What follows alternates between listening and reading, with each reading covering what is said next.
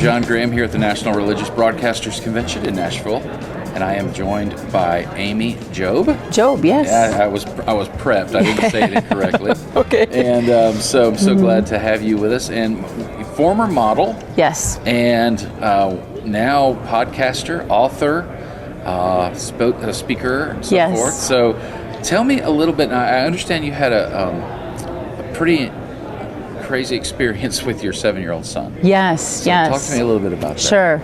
So back in 2017, our son was diagnosed with a rare genetic disorder. His name is Ashton. It's called Noonan syndrome. And so he's affected in like 10 different areas, including his growth. He's got like ADHD, anxiety, learning disabilities. He's got a heart issue with his eyes, joints and muscles. And so, yeah, it was pretty shocking. He had issues as a baby. We thought he outgrew them, and we realized he wasn't growing. So that was a point, kind of an indicator, red flag. We went to see like the endocrinologist, new cardiologist, and really these kids all have heart issues. That's the one commonality within Noonan syndrome, and then there's different forms depending on what gene they're affected at. So he is at PTPN11, and so then, there's different areas that are affected within that. So it took us 2 years to get to the bottom of it, and it was a long process. And not only the process for your son and the health and finding it, but it kind of transformed a lot of things in your life. Yes.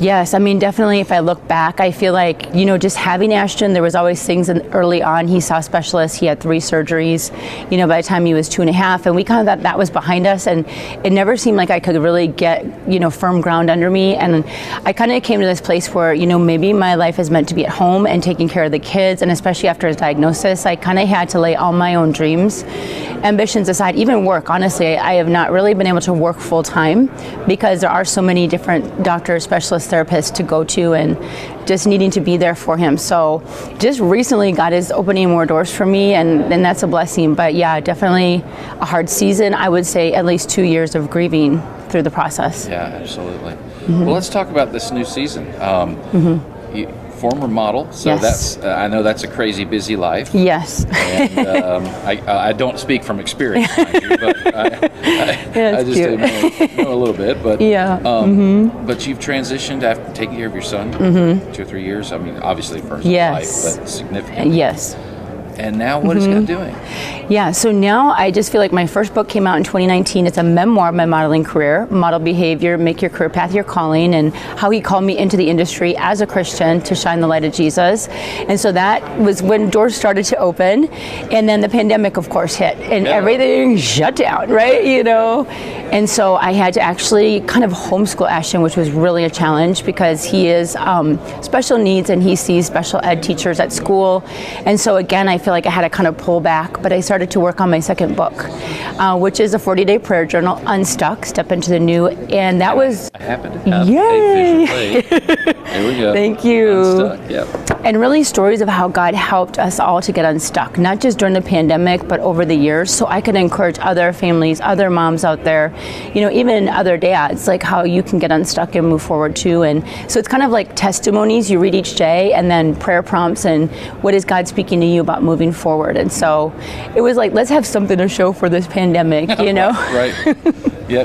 It's funny. I think dads typically drive through, push through, got to keep the bills paid, got to keep everybody fed. Moms take things a lot more personally oftentimes. Yes. I would expect that was your experience. Definitely. That's a good point, John. Moms and dads, men and women grieve differently. And so that really was a test for my husband and I, just our marriage with, the diagnosis. He threw himself into work, which we needed the money, but I think it was also an escape for him to not have to really process everything. It was hard, and so I'm more, of course, emotional anyways. And I did more of the crying, the grieving, the feeling through it all, but it's like finding ways to connect. So during that season, it really helped. So she was helping us to process through. We even saw a family therapist for a while because you don't realize how a diagnosis affects the other siblings. And I don't think we realized how hard it was on our daughter because she's pretty strong and smart, but she dealt with it. And even later, kind of went through a depression. So it's really important to get community around you, and it is a grieving process, and we grieve different, but having, therapists or, Christian counselors, pastors, I called on the prayer team at church, just wherever you can find that community and support, we definitely need it, so many people are hesitant, reluctant to talk to a therapist. You know, it's almost like if I walk in this office, I'm admitting I'm broken. Yes. You know? Yes. And we're all broken. Yeah, we are. You know? Yes, it's so true. And I think it's such a relief when you can lay down your burdens. You know, it's kind of like Jesus said in Matthew 11:28, come to me, all you who are burdened, and I will give you rest. And I think he does give us people to help us carry those burdens and help us to process through them. And it's so much better than doing life alone. And I think especially through the pandemic, you know, it's been so much isolation. And if people just had the courage to reach out, and someone told me like the strong people actually reach out for help, you know, so it's not a sign of weakness, it's a sign of strength, you know, where you're like, I know I need help in this season and there's people that can help me get through.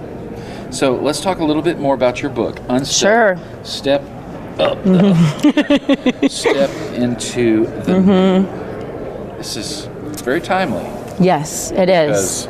We're all trying to figure out what new looks like. I know, it is. Yeah, so it's principles. Like I started out, chapter 1 is believe in miracles, and I'm not going to steal the thunder, but you have to read it because we really witnessed a miracle at our pool. God rescued 2 drowning young girls, and this had the power of prayer.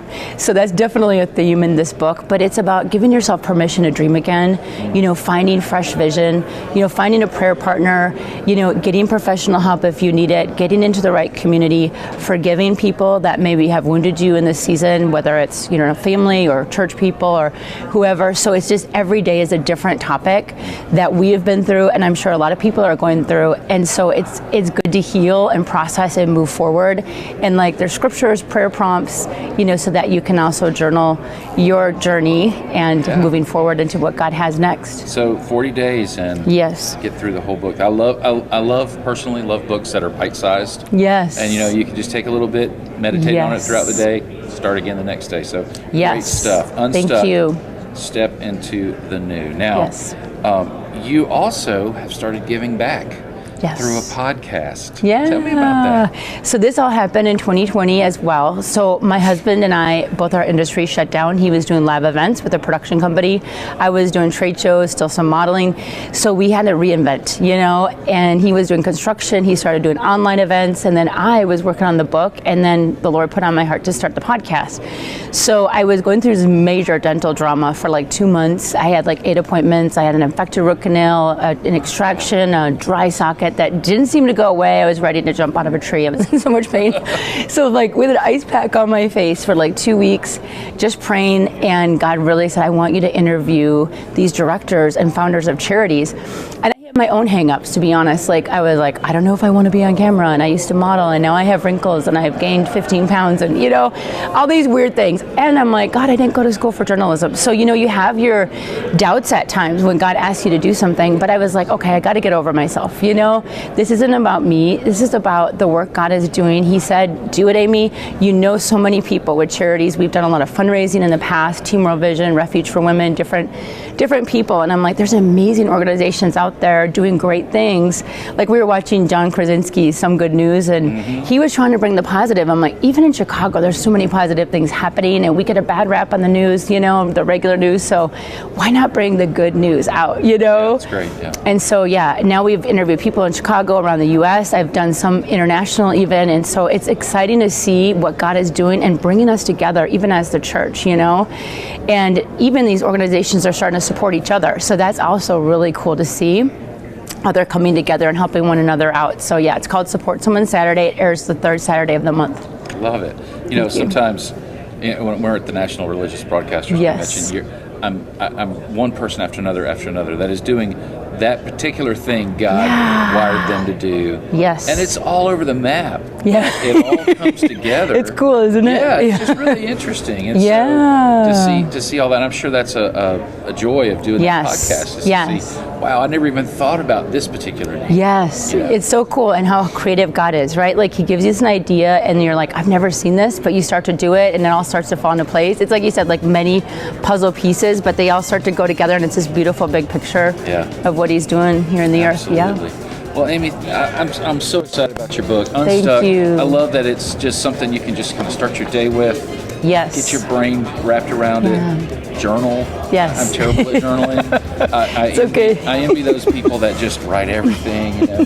but there's some great little prompts. Yeah. It's not intimidating. It's just great stuff. So thank you. The book, again, Unstuck, Step into the New. Amy, it's just a joy to spend some time with you. Thank you, John. It's a pleasure. Appreciate being here. And where can folks get a copy? Amazon. Amazon. Yep. That's where everything is. Yes, or Ingram Spark. If okay. Yep. Do you have a website where people can yes. connect to? Oh, yeah. AmyJob.com. So AMYJOOB.com. AmyJob.com. Yes. And support someone Saturday. Yep. Right. Yeah. Third Saturday of the month. You can go on YouTube and see it there. Awesome. All right. Until next time.